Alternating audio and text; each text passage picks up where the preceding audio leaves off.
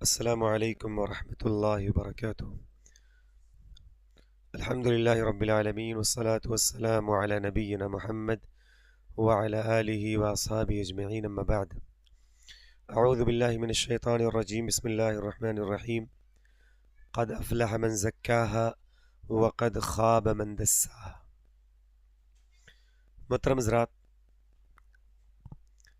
اللہ تعالیٰ نے ہر انسان کو نفس عطا فرمایا ہے، نفس، اور اسی نفس کی اصلاح پر اور بگاڑ پر کامیابی اور ناکامی کی بنیاد رکھا ہے۔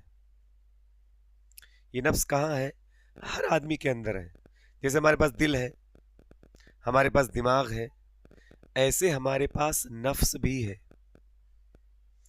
اور یہ نفس ایسا ہے جس کے اندر گناہ کی بھرپور طاقت موجود ہے اور نیکی کی بھی بھرپور طاقت موجود ہے۔ اللہ رب العالمین نے کیا فرمایا؟ فرمایا فَأَلْهَمَهَا فُجُورَهَا وَتَقْوَاهَا۔ فرمایا کہ اس نفس کے اندر اللہ تعالی نے ڈال دیا ہے۔ کیا ڈال دیا ہے؟ فجور، گناہ، بے حیائی، شہوت، خواہشات، لالچ، طلب، ڈیمانڈ، یہ سب اس نفس کے اندر اللہ تعالی نے ڈال دیا ہے۔ اور کیا ڈال دیا ہے؟ وَتَقْوَاهَا، اور تقوی ڈال دیا ہے۔ نیکی کرنا، پرہیزگاری کرنا، اللہ سے ڈرنا، یہ سب بھی ڈال دیا ہے۔ یعنی آپ کے نفس کے اندر دونوں موجود ہیں، بے حیائی بھی، برائی بھی، خواہشات بھی، اور ساتھ ساتھ میں تقوی بھی اللہ نے ڈال دیا۔ پھر اللہ نے کیا فرمایا؟ قد افلح من زکاہا، کہ وہ آدمی کامیاب ہو گیا جس نے اپنے نفس کو پاک کر لیا، اور وہ ناکام ہو گیا جس نے اپنے نفس کو گندا کر لیا۔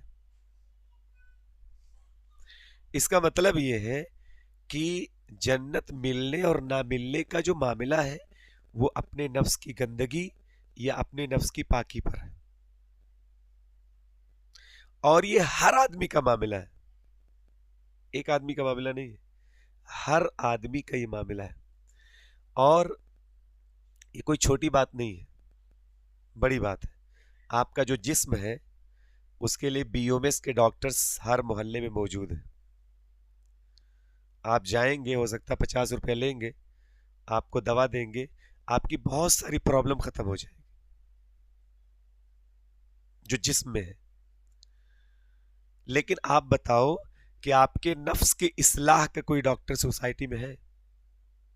یا کوئی ہے جس کو آپ 2 بگے 50 روپے لو، 100 روپے لو، 200 روپے لو، میرے نفس کی اصلاح کر دو، میرے نفس کے اندر یہ بگاڑ پیدا ہو گیا ہے، آپ مجھے کچھ ایسا دے دو کہ وہ صحیح ہو جائے؟ کیوں ایسا ہے؟ اس کے ڈاکٹرز کیوں نہیں ہیں؟ کیونکہ یہ جسم کے بالمقابل بہت بڑا کام ہے، بہت پیچیدہ کام ہے۔ اسی لیے اللہ تعالی نے روح اور نفس کی اصلاح کے لیے نبیوں کو بھیجا۔ نبی لوگ یہ انسان کے نفس کے ڈاکٹرز ہیں، اور نفس کی جو دوا ہے، نفس کی جو اصلاح ہے، اس کا جو تزکیہ ہے، وہ سارا سب کچھ رسول ہی کر سکتے ہیں، کوئی اور نہیں کر سکتا، رسول کے علاوہ کوئی نہیں کر سکتا۔ اور رسول کے بعد اگر کسی کو نفس کی اصلاح کرنی ہے تو رسول جو تعلیم چھوڑ کر گئے ہیں، جو علم چھوڑ کر گئے ہیں، اس کے ذریعہ ہو سکتا ہے، باقی کسی کے پاس نہیں ہو سکتا۔ آپ جاؤ کسی ڈاکٹر کو بولو کہ بھائی میری عادت بہت خراب ہو گئی ہے، میں نماز فجر نہیں پڑھ پاتا ہوں، کوئی آپ ٹیبلٹ دے دو کہ فجر پڑھنے لگوں، کوئی ٹیبلٹ نہیں۔ کیونکہ آپ فجر کیوں نہیں پڑھ رہے ہو؟ نفس کی گڑبڑی کی وجہ سے، نفس کے اندر خرابی آ گئی ہے۔ آپ پر زکوٰۃ فرض ہے، آپ زکوٰۃ نہیں دے رہے ہو، کیوں؟ نفس کی گڑبڑی کی وجہ سے۔ آپ حرام روزی کما رہے ہو، کیوں؟ نفس کی گڑبڑی، نفس کے بگاڑ سے آپ کے پرسنل جو معاملات وہ بھی خراب ہو جاتے ہیں، اور اللہ اور آپ کے بیچ میں جو معاملہ وہ بھی خراب ہوتا ہے. اس کے پیچھے ہمارے نفس کا بگاڑ ہے. اللہ تعالیٰ نے نبی صلی اللہ علیہ وسلم کیا فرمایا؟ لقد من اللہ علی المؤمنین اذ بعث فیہم رسولا منہم من انفسہم یتلو علیہم آیاتہ ویزکیہم. یہ رسول کا باقاعدہ مقصد تھا. آپ کو پتا ہے کہ مقصد جو ہے بہت بڑی چیز ہوتی ہے. مقصد کسی چیز کے وجود کا سبب ہوتی ہے. جیسے پنکھا لگا ہے نا، اس پنکھے کا ایک مقصد ہے ہوا دینا. اگر وہ ہوا نہیں دے گا تو یہ بیکار ہے، کچرا ہے، زیرو ہے. تو گویا پنکھے کا مقصد یہ ہے کہ ہوا دے. ہوا دینا ایک بہت بڑا کام ہے، اس لیے باقاعدہ پنکھا لگایا گیا. تو نفس کی جو اصلاح ہے وہ اتنا بڑا کام تھا کہ اس کے لیے اللہ تعالیٰ نے باقاعدہ رسول بھیجا. اور رسول کو کیا کہا؟ یتلو علیہم آیاتہ ویزکیہم، کہ آپ قرآن کی آیتیں پڑھیے اور ان کا تزکیہ کیجیے. اور رسول نے تزکیہ کیا، اور تزکیہ کتنا بڑا کیا کہ جن کے ہاں زنا بری بات نہیں تھی، جن کے ہاں زنا بری بات نہیں تھی، وہ پاکیزگی و طہارت کے امام بن گئے. یہ کیسے ہو گیا؟ اسی تزکیہ نفس کی وجہ سے ہوا. یہ تزکیہ کیسے ہوگا؟ تزکیہ دو طریقے سے ہوگا. مان لو آپ کے پاس کوئی برتن ہے، پانی ہے، آپ کو کسی برتن میں پانی رکھنا ہے، یا دودھ نکالنا ہے، یا چائے نکالنا ہے. تو جس برتن میں آپ چائے یا دودھ نکالنے جا رہے ہیں، اس برتن کو صاف کریں گے نہیں کریں گے؟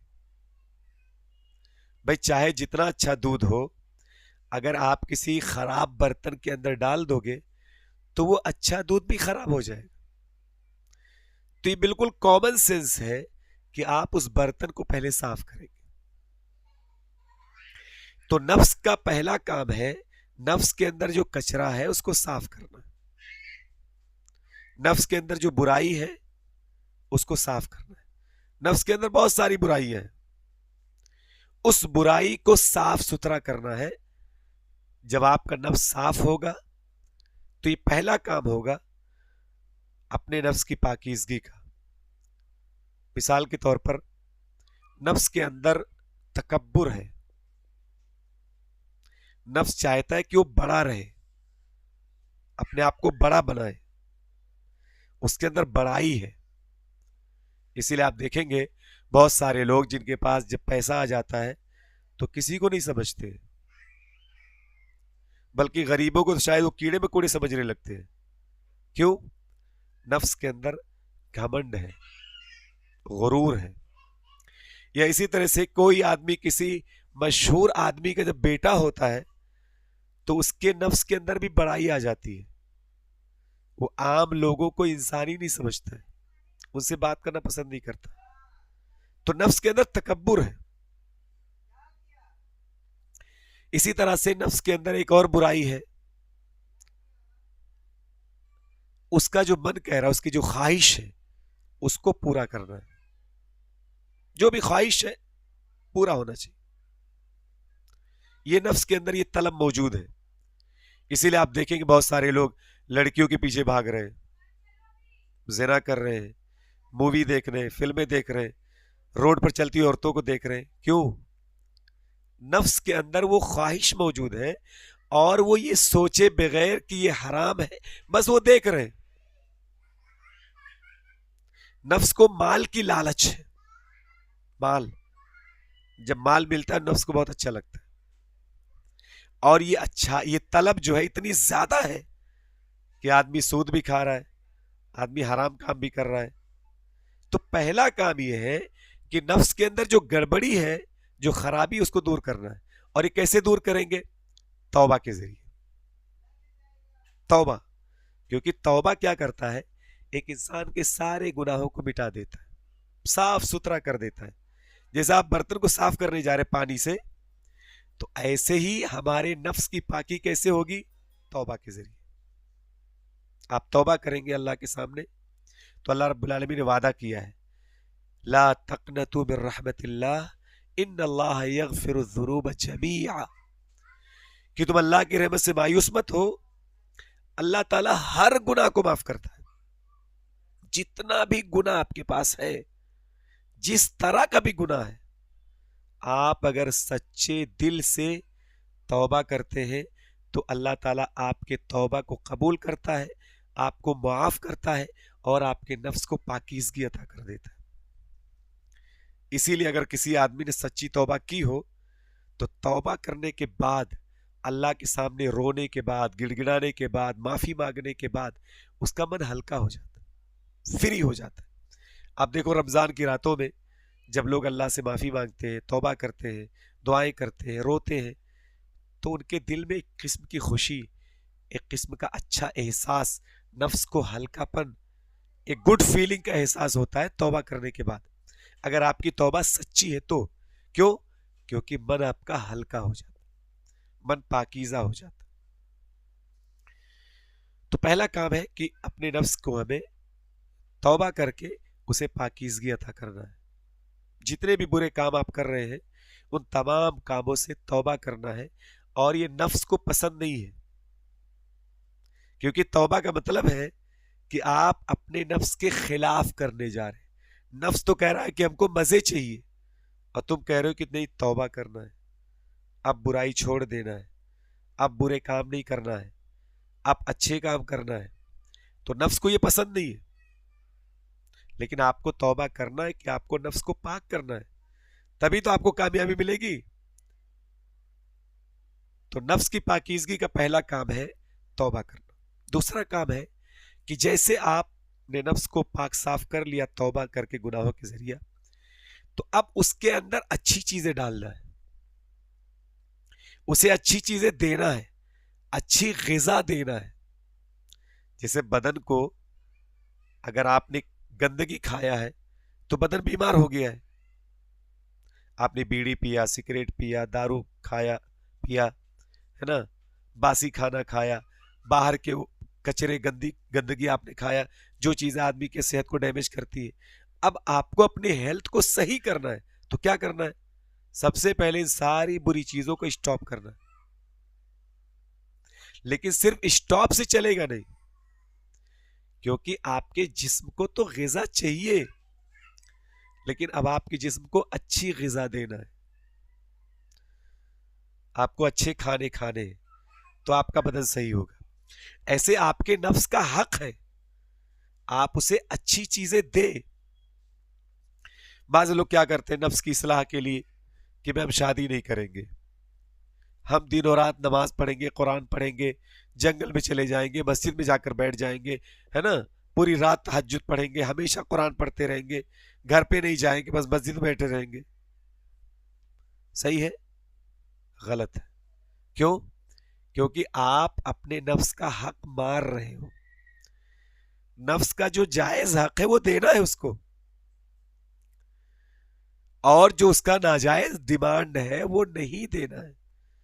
تو آپ نے توبہ کر لیا، اس کا ناجائز ڈیمانڈ آپ نے یہاں سے کینسل کیا، اب اس کا جو جائز ڈیمانڈ ہے وہ اسے دینا ہے، اس سے صحیح خوراک دینا ہے. ان میں سب سے پہلی بڑی خوراک کیا ہے؟ کہ آپ کا عقیدہ اور ایمان خالص ہونا چاہیے.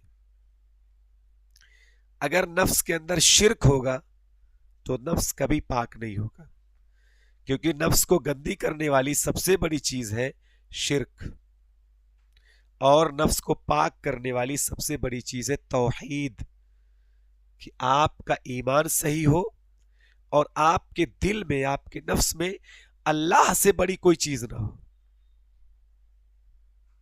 جب آپ یہ مانتے ہیں، اپنے عقیدے کو صحیح کرتے ہیں، تو نفس آپ کا کہاں جڑ جاتا ہے؟ اللہ سے جڑ جاتا ہے. آپ جس کو جس سے چیز سے جوڑیں گے اس کا تعلق اسی کے اعتبار سے بڑا ہو جائے گا. تو جب آپ اپنے نفس کے اندر ایمان لائیں گے، توحید لائیں گے، اللہ سے جوڑیں گے، تو آپ کا نفس آسمان سے جڑ جائے گا، اس کے اندر بلندی آ جائے گی، اس کے اندر بڑائی آ جائے گی. جیسے مثال کے طور پر اگر آپ نے نہایا دھلا، اچھا کپڑا پہنا، خوشبو لگایا، ٹوپی پہنا، سب بالکل فریش ہے، آپ کوڑے دان پہ جا کے نہیں بیٹھیں گے. جہاں لوگ کچرا پھینکتے ہیں وہاں آپ نہیں بیٹھیں گے. کیوں نہیں بیٹھیں گے؟ کیونکہ اتنا سارا فریشنس آپ کو کہہ رہا ہے کہ بھائی صاف ستھری جگہ بیٹھنا ہے. آپ نے اتنا سارا اچھا سب کیا اپنے جسم کے ساتھ، تو آپ بیٹھنے سے پہلے دیکھیں گے بھائی سب صاف صوف ہے کہ نہیں، ٹھیک ٹھاک ہے کہ نہیں، ورنہ آپ کا کپڑا گندا ہو جائے گا، بدبو آئے گی، تکلیف ہوگی، آپ نہیں بیٹھیں گے. کیوں نہیں بیٹھیں گے؟ کیونکہ آپ کا بدن پاک صاف ستھرا خوشبودار بہترین ہو گیا ہے. تو ایسے جب نفس کے اندر توحید آتی ہے اور آپ کا دل اللہ سے جڑتا ہے تو آپ کا نفس بھی بلند ہو جاتا ہے. پھر وہ گھٹیا چیزوں کی طرف نہیں جاتا ہے بلکہ وہ اچھی چیزوں کی طرف جاتا ہے. تب آپ کو کیا اچھا لگے گا کہ مجھے دعا کرنا ہے. کس سے دعا کرنا ہے؟ اللہ سے دعا کرنا. آپ ان مردوں سے دعا نہیں کریں گے، ان چھوٹے لوگوں سے نہیں مانگیں گے. کس سے مانگنے لگیں گے؟ اللہ سے مانگنے لگیں گے. جب آپ کا نفس اللہ سے جڑے گا تو آپ لوگوں سے نہیں ڈریں گے. کیوں نہیں ڈریں گے؟ بھائی اگر آپ کا تعلق ممبئی کے جو منسٹر ہے ان سے ہو جائے تو ہم محلے کے چھوٹے گنڈوں سے نہیں ڈریں گے. کیوں نہیں ڈریں گے؟ یہ لوگ کیا اوقات ہے ان کی، ہماری پہنچ تو ان سے ہے. تو یہ چھوٹے لوگ ڈاؤن ہو جائیں گے، آپ ان سے نہیں ڈریں گے.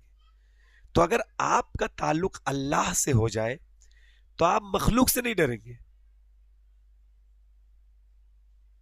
کیونکہ آپ کے دل کو، آپ کے نفس کو یہ پتا چلے گا کہ میں اپنے اللہ کی نگرانی میں ہوں، اللہ کی حفاظت میں ہوں، اللہ کی پناہ میں ہوں، مجھے ان سے نہیں ڈرنا ہے.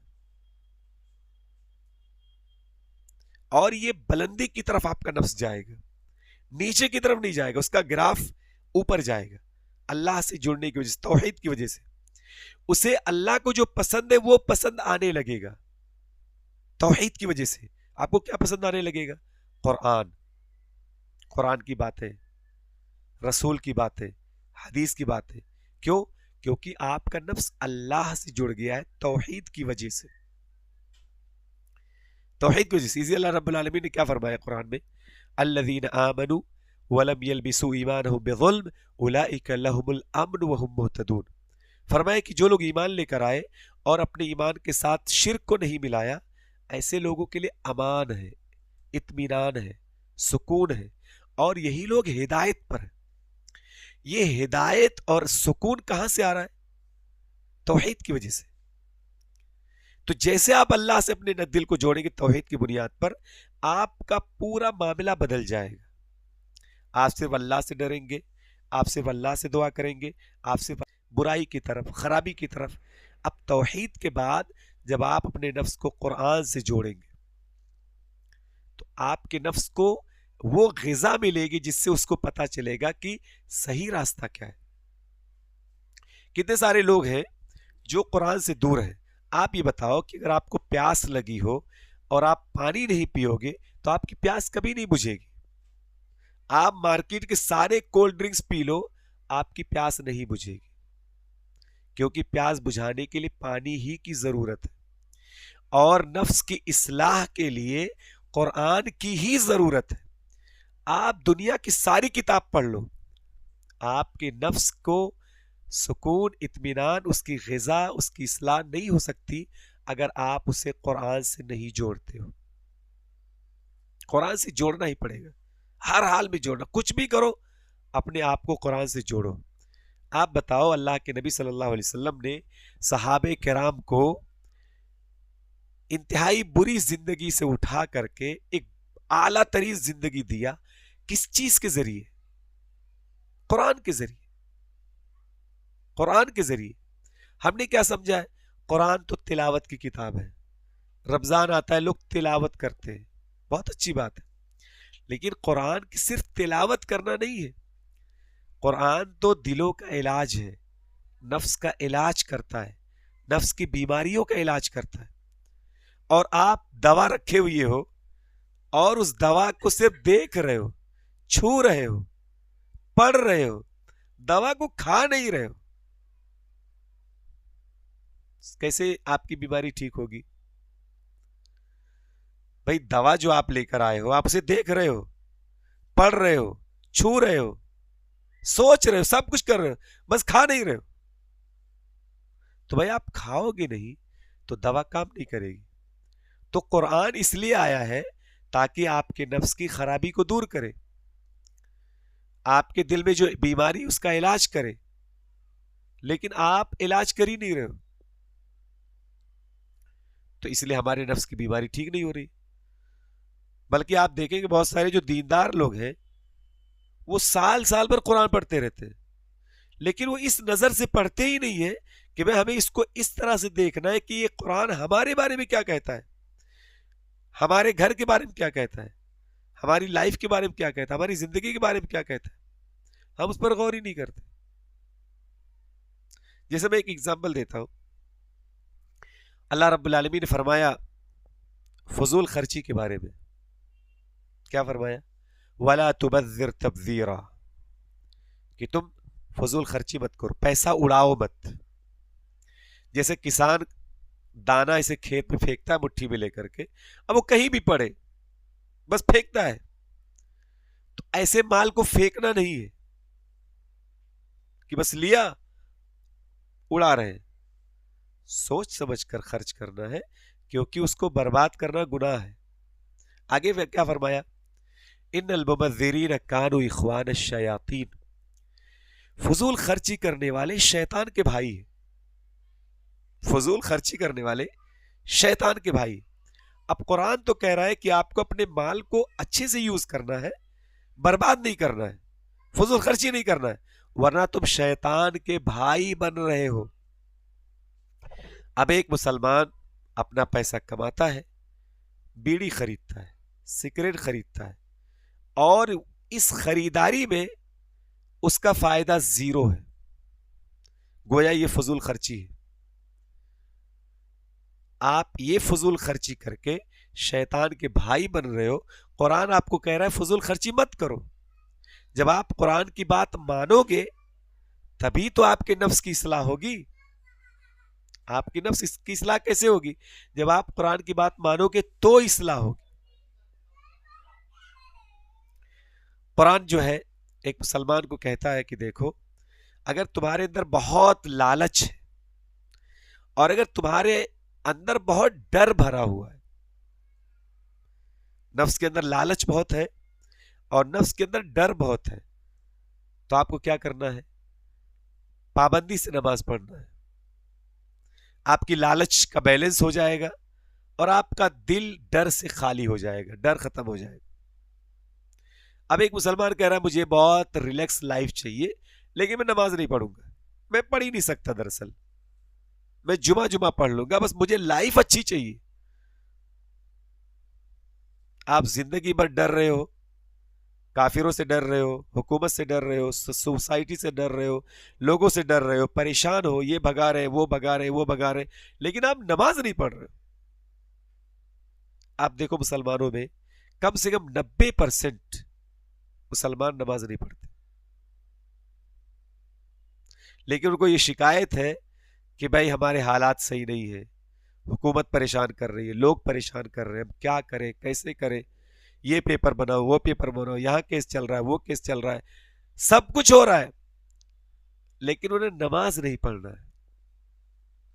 تو اب قرآن کہہ رہا ہے کہ ہم آپ کی زندگی سدھار دیں گے اور آپ کے نفس کی بھی اصلاح کر دیں گے، لیکن آپ کہہ رہے ہو لیکن ہم تمہاری بات پر عمل نہیں کریں گے. تو نفس کی اصلاح کیسے ہوگی؟ نہیں ہوگی. اور جب نفس خراب ہوتا ہے تو کیا ہوتا ہے آپ سب کو اندازہ ہے. اس کی میں 2 مثال دیتا ہوں کہ نفس جب خراب ہوتا ہے تو کتنی بڑی پرابلم ہوتی ہے. ہمارے ہاں لوگ وراثت کا مال تقسیم نہیں کرتے، باپ کے مرنے کے بعد تقسیم نہیں کرتے. کیوں بھائی؟ مال کی محبت. جس کو جہاں ملا وہ وہاں پر قبضہ کی ہوئی ہے. کہیں عورت قبضہ کی ہوئی ہے، کہیں ماں قبضہ کی ہوئی ہے، کہیں بڑا بھائی قبضہ کی ہوئی ہے، الگ الگ لوگ قبضہ کیے ہوئے، بانٹنے نہیں دے رہے. کیوں بھائی؟ قرآن کریم میں اللہ تعالیٰ نے وراثت سے زیادہ کوئی مسئلہ کھول کر کے بیان ہی نہیں کیا ہے، بہت ڈیٹیل سے بتا دیا ہے لیکن آپ کو قرآن کی بات نہیں ماننا ہے، اس کی وجہ سے کیا ہو رہا ہے؟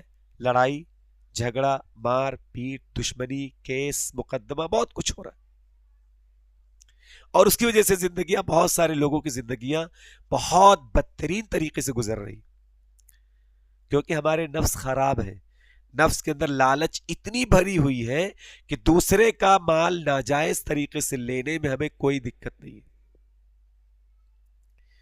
دوسری مثال، نشہ آور چیزیں، بیڑی، تمباکو، سگریٹ، اس کے علاوہ جو شراب ہے، شراب سے اوپر جو دوسری اور نشاور چیزیں ہیں، یہ مسلم سوسائٹی میں بہت بڑے پیمانے پر چل رہی ہے، حالانکہ قرآن نے ایک قطرہ بھی نشے کا استعمال کرنے کو مکمل حرام قرار دیا، گنجائش سرے سے ہے ہی نہیں،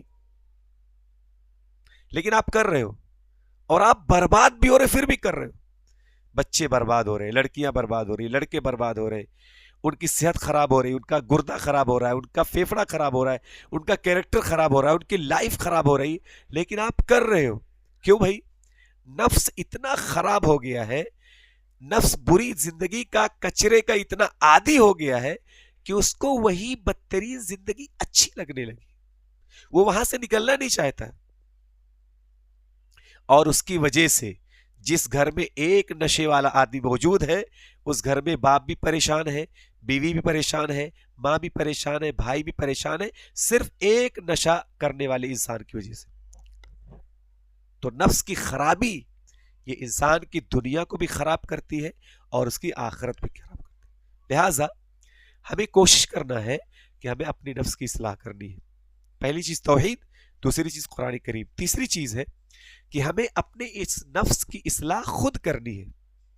دراصل یہ معاملہ کسی اور کے کنٹرول میں نہیں ہے، یہ معاملہ یا تو آپ کے کنٹرول میں ہے یا تو اللہ کے ہاتھ میں، تیسرا کوئی بندہ کر ہی نہیں سکتا۔ میں چاہوں آپ کے نفس کی اصلاح کر دوں، ناممکن اور محال ہے۔ کیوں؟ یہ میرے بس میں ہے ہی نہیں۔ میں تو خالی بتا سکتا ہوں کہ آپ کو فجر پڑھنے کے لیے کیا کرنا ہے، اچھی زندگی کے لیے کیا کرنا ہے، اپنے نفس کو صحیح کرنے کے لیے کیا کرنا ہے، یہ آپ میں بتا سکتا ہوں، لیکن اس کو اپلائی کرنا، اس کے مطابق اپنے نفس کو کنٹرول کرنا، اپنے نفس کو روکنا، اپنے نفس کو برائیوں سے دور کر کے اچھائی کی طرف لے کر آنا، یہ صرف اور صرف آپ کے ہاتھ میں ہے۔